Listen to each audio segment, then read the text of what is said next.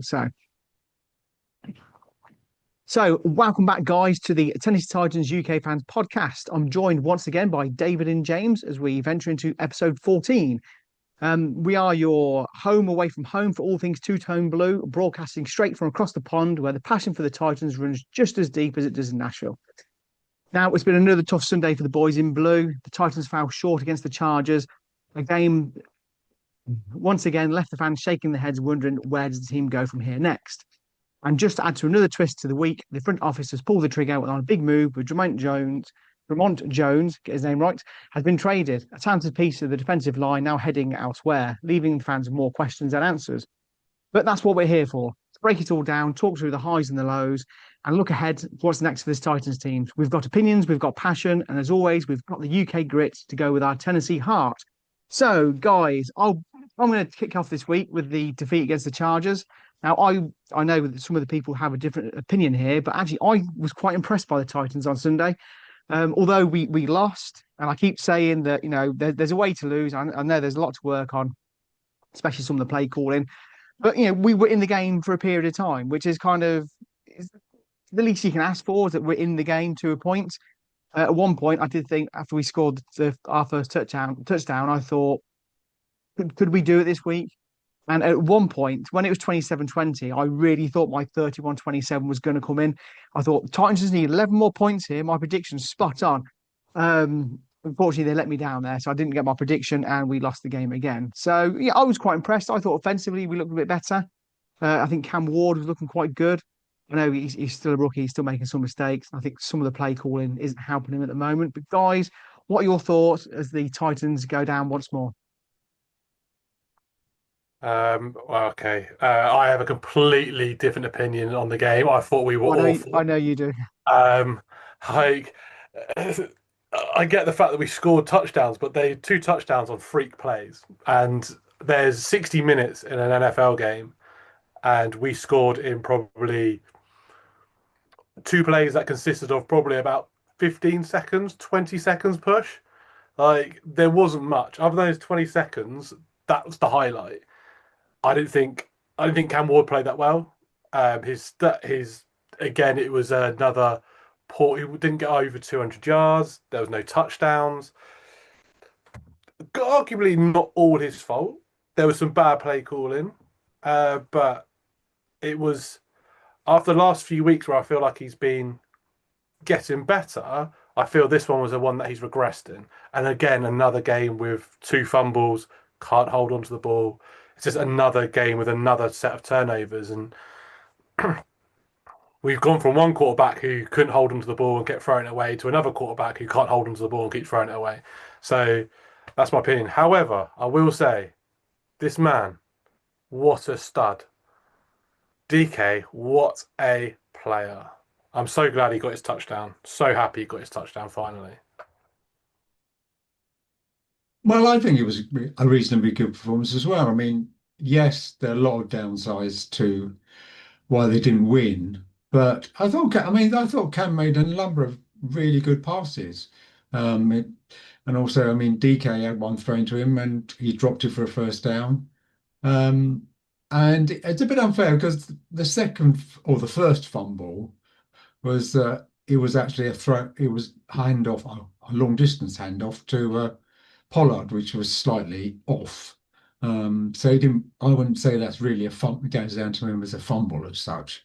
It was just a mischange. But yeah, I mean, yeah, you've got a secondary where there are three players who at the start of the season didn't play, and they completely revamped. And they suffered because of that. Obviously, the defense played very well. I mean, without Simmons playing, 6 sacks, and they got a lot of pressure. They did quite well in that sense. But obviously, play calling was the downside, which we'll come to in a minute. I think that's just it when you can see how bad the Titans are. That you can get 6 sacks in a game, a pick six, and a return touchdown, and still not win the game. That's very unusual for a team to get all of those sorts of accolades in a game and not win it. Um, yeah, I just As you said, the defense played really well. The defensive line was really good. It was one of the first times where I've actually seen us get pressure on their quarterback. We actually stopped the run. They had nothing, which was funny because I told everyone to pick Chargers running backs in fantasy football this week, because obviously they're playing the Titans and they barely got any points.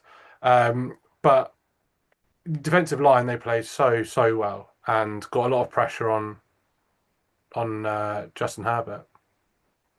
Hmm. Do you want to go to the bed to the bedside now?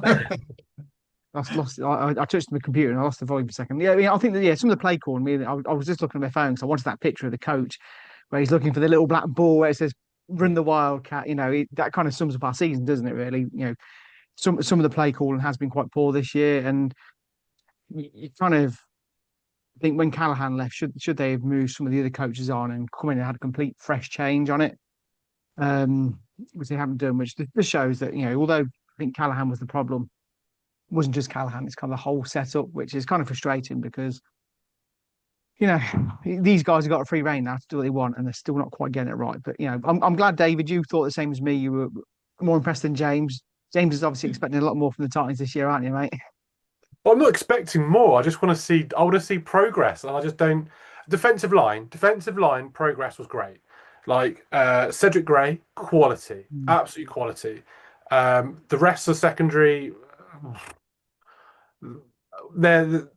they are practice squad or depth pieces. I'm not expecting the world from them. I'm just I want to see more on offense, and I feel like the last 2 weeks we're doing something on offense. We are getting somewhere. We are getting into the red zone. We are getting touchdowns, and I just felt this one we didn't. Like we didn't. I'm just going to look now, but we just don't think we. After the game last week, DK was targeted 3 times. Yeah, okay, he dropped the ball, but 3 times. And after the game he had last week, I'd be. Why aren't you targeting him more? I don't understand why we keep fluttering about with the receivers. If you found a good receiver, target him. That's how I see it. And he has played. He played so well in the last game.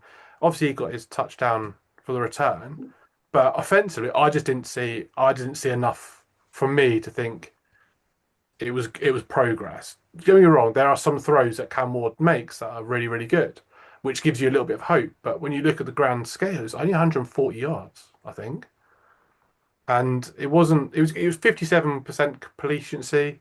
Again, that's not great, but it's. I just I feel like they don't trust him. I don't. When we got to the red zone, they just ran the ball. They didn't try and like on the first down, they didn't give him a first and goal. They didn't give an option to throw the ball. They just kept running these silly plays. I just feel like they should give him opportunities to throw. And I don't see why they don't trust him because I mean, he's thrown nice touchdown passes to Martin Robinson and Gunnar Helm in the end zone. He hasn't been intercepted in the end zone. He hasn't fumbled the ball in the end zone. So what? Oh, oh, he got nearly got intercepted down. last week, didn't he? In the end, I think that Well, last I one. mean, as I say, that was a fourth down play. He had to throw it because they had to get to what 2 yards from the end zone or in the end zone. So he had to throw it. So um, yeah, it was do or die on that play. But I mean, with that particular play, I mean, why? I don't know why they chose to run the first down when there was first a goal at the 8. And then they had a reasonable run. They got to the 1, but then they first of all they decided to run a wildcat. But I think Zeitler and Latham both fell down on the ground, and Udon was sort of wandering around in the sort of end zone, not tackling anybody. And then the play they ran where they went jumbo, well, they went jumbo on both ones, but they had an extra running back. And again, Latham and Zeitler both missed the passes, ended up on the floor, and Moore ended up on the floor.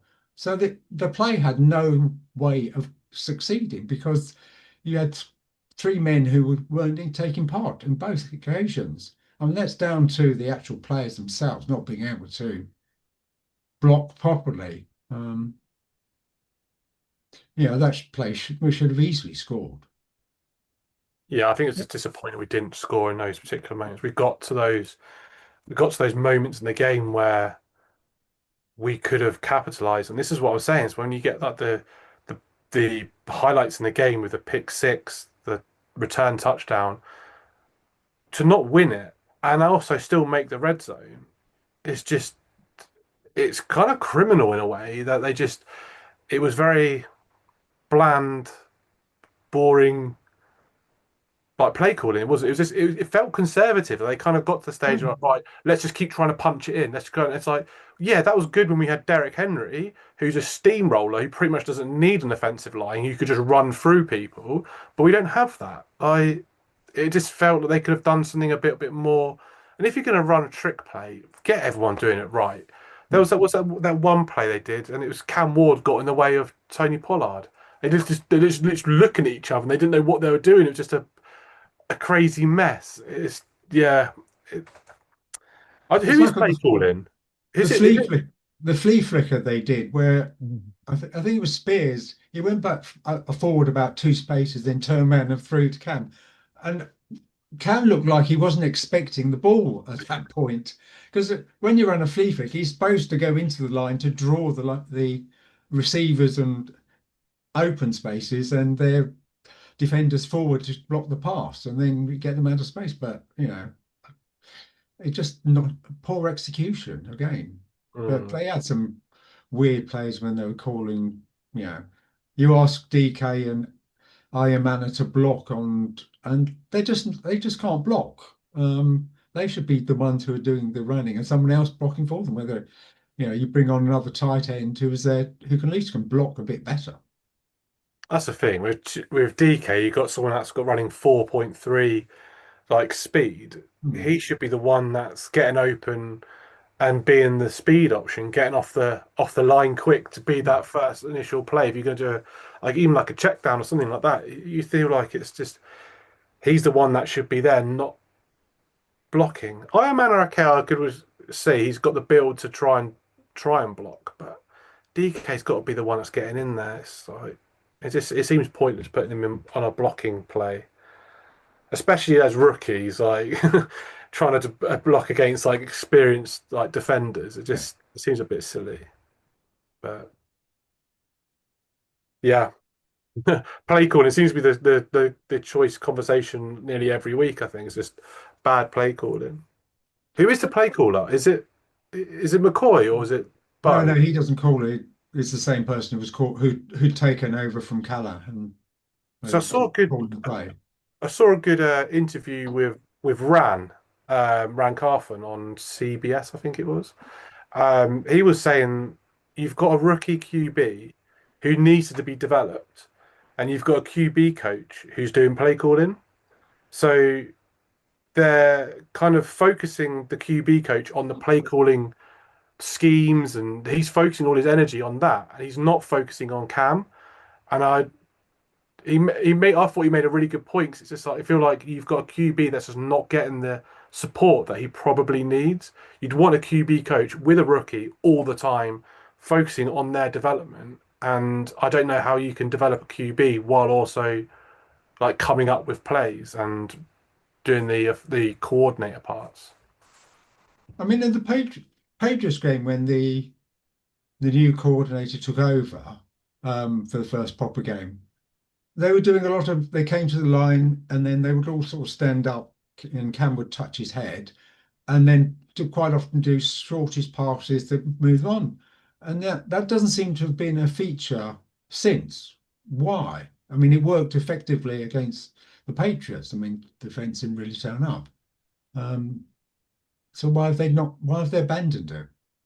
Yeah, that hurry up play is quite good. He seems to be quite good. He's a bit more focused when he's kind of got smaller plays they just get on board with, and it's a confidence boost. If he's doing something good, effectively and quickly, and it's working, just run with it. And I don't say you do it all the time. You can throw the odd thing in there, but to give up on it entirely and try and do something completely different, it's just I say it's counterintuitive or counterproductive on Cam. I feel like he's being hindered this year when it should be a year of development, and he's not Well, getting the support he deserves. especially when we can kind of say the season's over now, so you can say it's year of development. Now's the time to kind of let him go and say, right, let's get these mistakes and let's just see what he's good at, get it out of the way now. And it's like you say, they're holding it back a little bit, aren't they? It's like don't hold the guy back now. Now is the time to let him push forward and get on with it.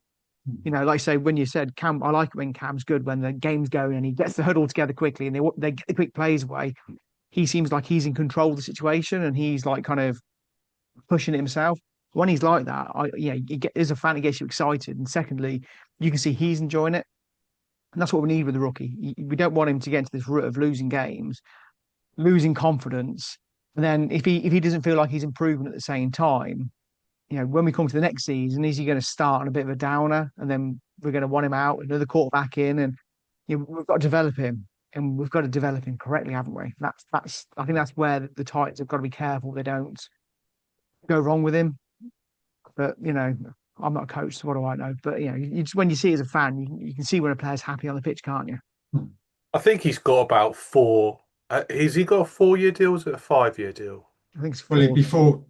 Four with the option. First round picks are always 4 years with another year extension. So he's got Minimum, 4 years to develop, hasn't he? Really, I feel like in the next 4 years, it's all going to be about building a team around Cam and putting all those missing pieces in place. And in the fourth year, if he's not that franchise QB and we still rubbish, that's the time we either trade up, make a big play for another QB, or we look in free agency for the next Tannehill, whoever's like who can take us to that next level with all the pieces in place. We kind of get back to that 2019 team where we had all the pieces and Tannehill came in and it just worked. I mean, I wasn't happy with Mariota going, but you just need that next piece to come in. And if Cam's not that, but I say I'm always quite critical of him, but he's got 4 years. In my eyes, he's got 4 years. I'm not saying we should get rid and put a backup in or get Sam Darnold or Geno Smith to come in and play next year. I'm like, you play him now for the next 4 years. And if he sucks for 4 years, then he's not it. And did you have a Mariota shirt? Did you? I didn't know. I did not have a Mariota shirt. I have one, unfortunately. Yeah. I've got another one of these superstar players at the side league. Oh yeah, I mean, I was disappointed when Mariota got dropped, but then when Tannehill came in, like you say, it worked quite well, didn't it? And I think when they kept swapping between them as well, that worked as well when Tannehill came in. To be fair, when Tannehill came in, I looked at his stats when he was at the Dolphins, and I remember looking at it thinking he's quite good. Why are they not playing him? Why are they letting him go? Because I was, when you broke down his seasons, have a look at yourselves later. I actually thought, he's actually not a bad quarterback. Because I was surprised when he came to the Titans, and then obviously when he came in, the team was already kind of settled around, and he was able just to step in and just take it to the next level. So yeah, I do miss Tannehill. But they got they got Tua, didn't they? So they picked their franchise quarterback, and he was isn't he? I was reading, is it yesterday? There's constant talk about him trading, and he's got like $120 million contract or something stupid like that, and they can't get rid of him. And it's give out these big contracts, it can go wrong, can't it? So, but a lot of them get these sort of 50%, 75% off. It's guaranteed, and so I mean that's why the Browns have the problem with their contract, because they've got 250 million and they've actually guaranteed the whole lot, haven't they? Is that Watson, is it? Yeah. I mean, to be fair, I don't know why they signed him in the first place. I mean, that's another head scratcher. I mean, when they signed him, he should have been on a lot less money, and to give him all that money, then he gets injured. Then they drafted, was it 5 quarterbacks in the current draft? Now they've got rid of some others. Oh, it's like they just go quarterback crazy, and I think half their money's tied up in quarterbacks, isn't it? But is Watson? He's out of contract at the end of the season, I think. I don't know, but yes, they've got some serious issues there, haven't they? So, should we put the Chargers game to one side now? Yeah. Should we move on from that? I mean, the positive from that is we haven't got a game this week, so that's one positive we've got there. But obviously, yesterday was a very weird day. So obviously, it's for anyone watching. It's Wednesday. We're doing this recording. Yesterday was the deadline for the trades, and the Titans only traded one player away yesterday. I was expecting a hub of action. Now, obviously, there's something we'll touch on later. I mean, there's the story that Amy didn't want to, the owner didn't want to trade with the Patriots because of Vrabel.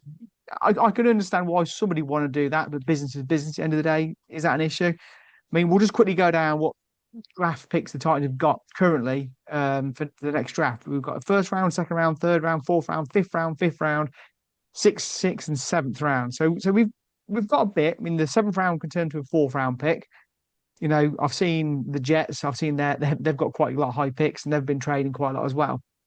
Do you think the Titans should have traded a bit more, or are we happy that they stuck with the current team and didn't give away players cheaply? Is the best way to describe it.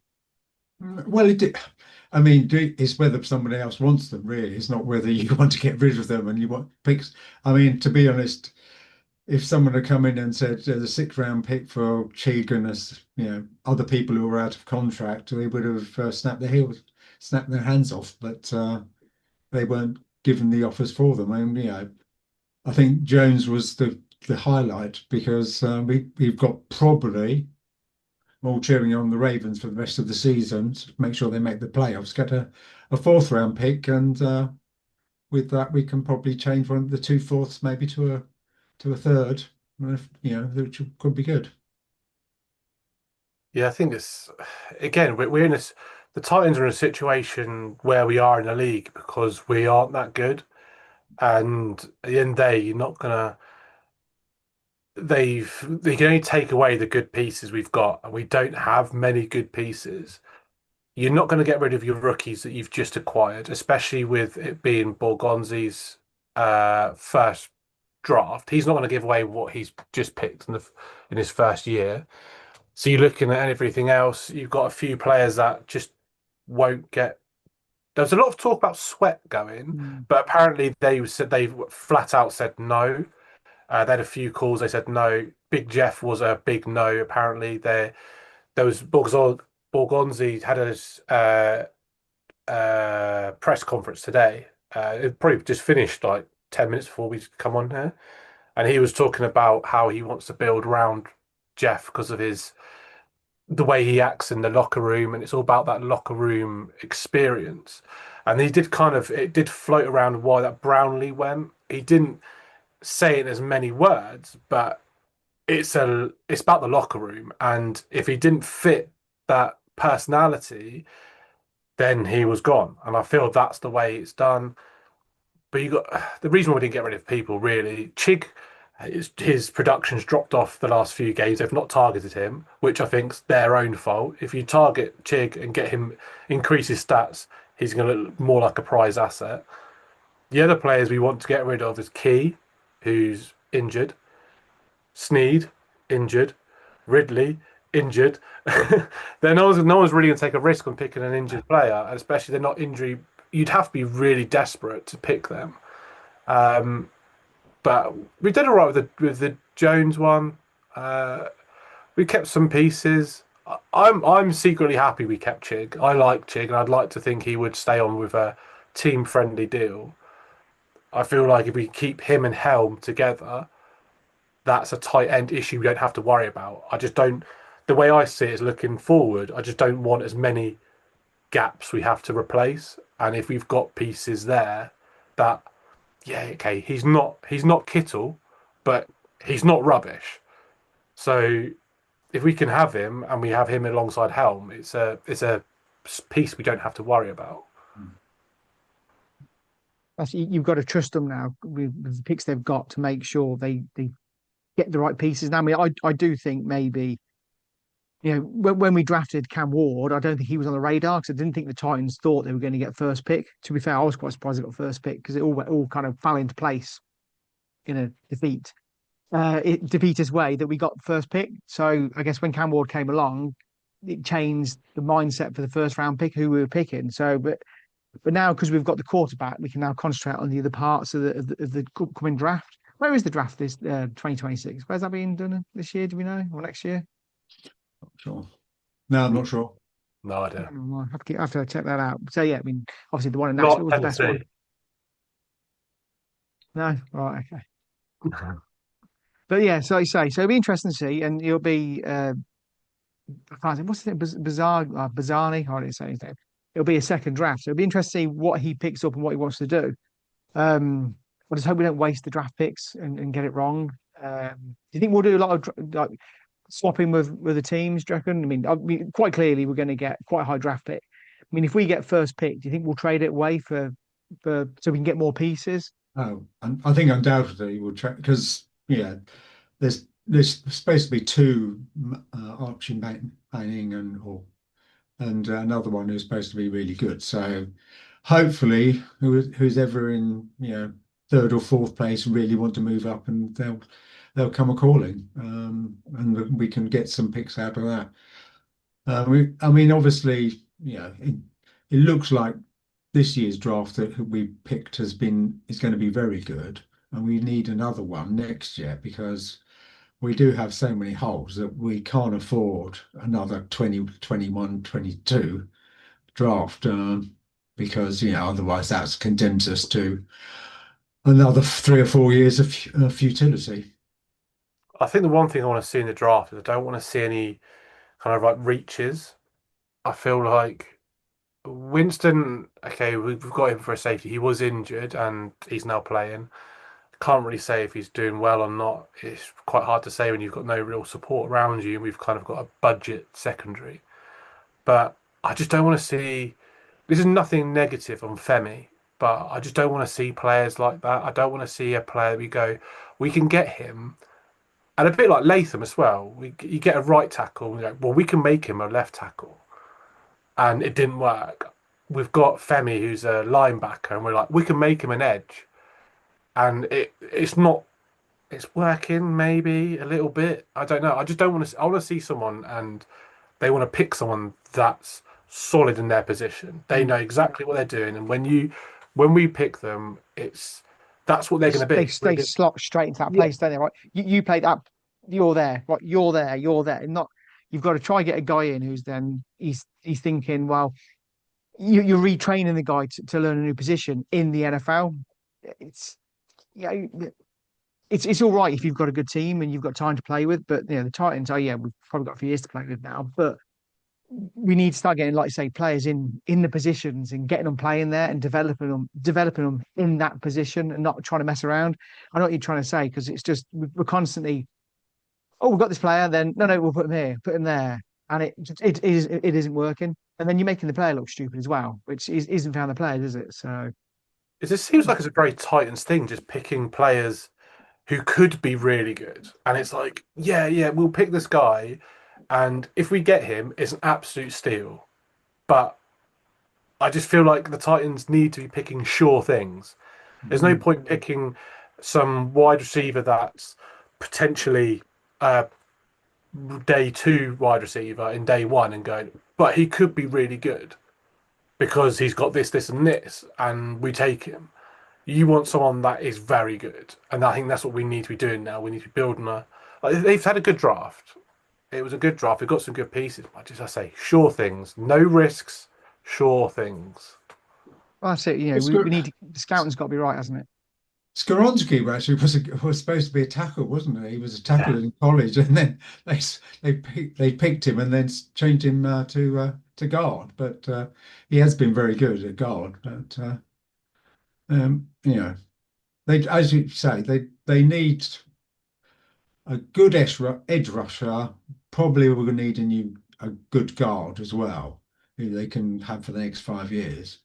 And then probably a really good cornerback to start with. Those are the three places. So hopefully they'll get a trade, pick up a first round maybe next year and a second round this year, and be able to pick up three good players who Yeah, can actually start. we need to trade back, and it's unfortunately for David, we need to be rubbish the rest of the year. We have to be And bad. it's fine. We can lose every game as long as Yeah, as long as we as look long as we better. as long as we compete. We can lose by 1 point every game. It's fine. if we go out and score like 30 points straight up, it's like Yeah, great. We look great now. Now that's it. let's put Stop. practice squad players on, drop the ball, let them go in for 31 points, and then that's it. Job done. Yeah, that's It's it. done the thing. Although I Well, think I we are mean, we are going to compete with the Jets for the first round pick because the Jets are horrendous, aren't they? So they're going to be hard. Even if we lose every game, we're still going to make it hard work. I tell you. in the Sorry, last game, if they scored on the 1 yard line, the chances are the Chargers would have still made a field goal and won the game. So that's fine. But you just want to see them play at least some decent football, if not the whole game, but put some points on the board and make it look competitive, at least for 3 quarters of the game.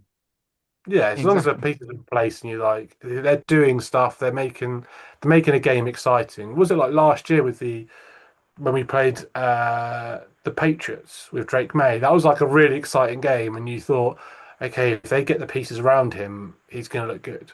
And I'd rather see our team be bad and but have flashes and look good rather than do what the Texans did and look and be amazing, be really, really good, and then the fall off was quite dramatic. Um, I'd rather just see a little bit of build and like it's the same with a bit like other quarterbacks. They just can look really good in their rookie season because there's no game tape for them, and they everything's new to them. They're all flashy, but then at the same time, you also we it's a long process for us. It's not a we don't essentially don't really want Cam Ward to be amazing next year.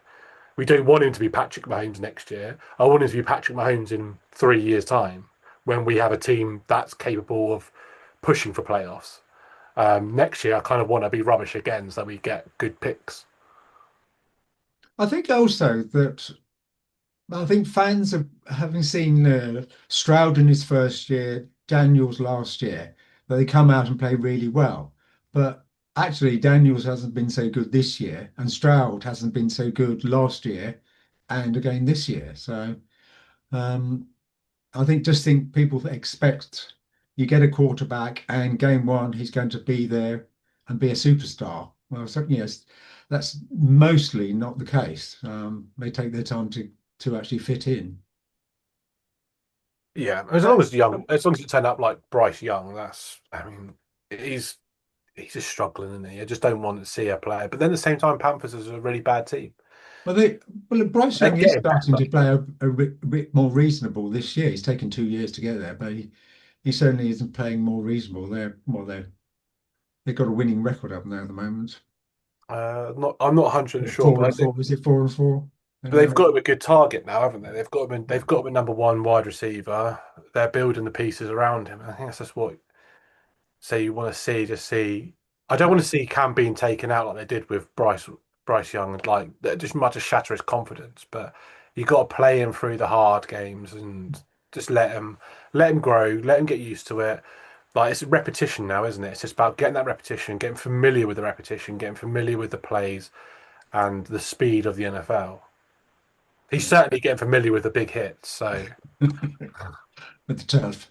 yeah, uh, there's two more things I want to cover because I know time's ticking at the moment. So we'll just give a minute on this. Um, the ownership of the Titans. I know lots when fans aren't happy these days. They right, that's it, owners out. And if they did that for every team every season, you'd have just a carousel of different owners constantly. Do you think the Titans should sell up, or do you think there's issues there, or do you think it's just something they just need to work through for the next few years? No, I don't think necessarily the problem. I mean, the problems stem from other things, not the ownership. I mean, you know, the 90s or 90s, the 2020s were just terrible drafts, terrible pickups, and we got into a real state. And it's not really the ownership that's caused the problem. I think it's we're kind of off the back of the J Rob era, and he set us back so far. The thing I don't like is the constant changes.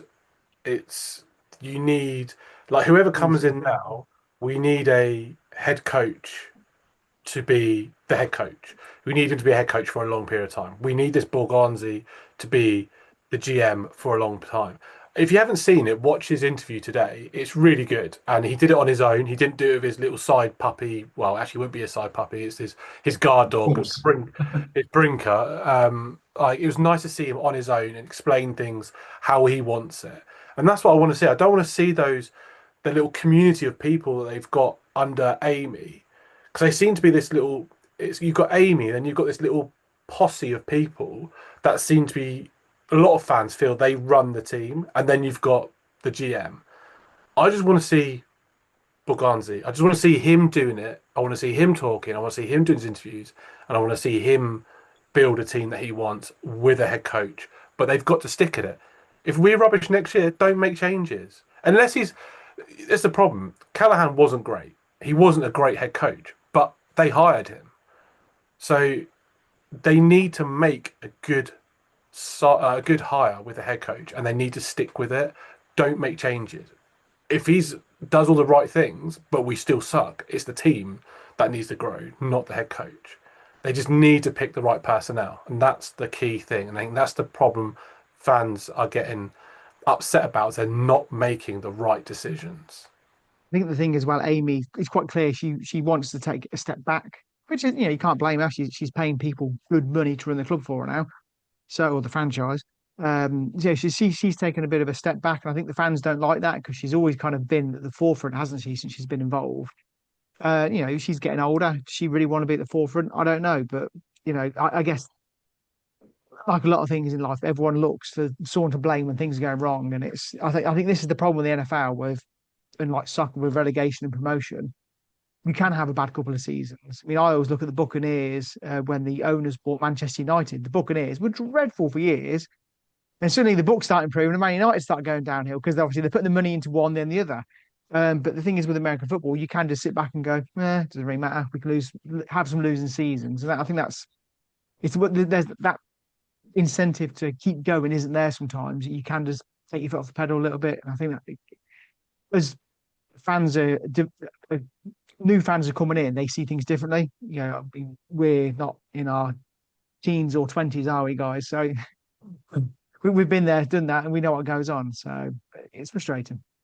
I don't think you want an owner like Al Davis or Jerry Jones who are sticking their nose in all the time. Mm. They say, basically both of those teams have had, 20 years of mediocre football when they were, sticking their noses in and about who should be picked and all that sort of thing. You really want an owner just to stay out of it, apart from, if the head coach needs firing or someone needs firing, Yes, they somebody needs to want to come in take and care of make that. that kind of like, I'm Yeah. coming in, I'm not happy with this, and they need to kind of get their roar in and get something sorted. But yeah, generally speaking, you want them out the way and let the, the football people run the Yeah. football and let the owners worry about building the new stadium and sponsorship and those other things. That's what they need to worry about.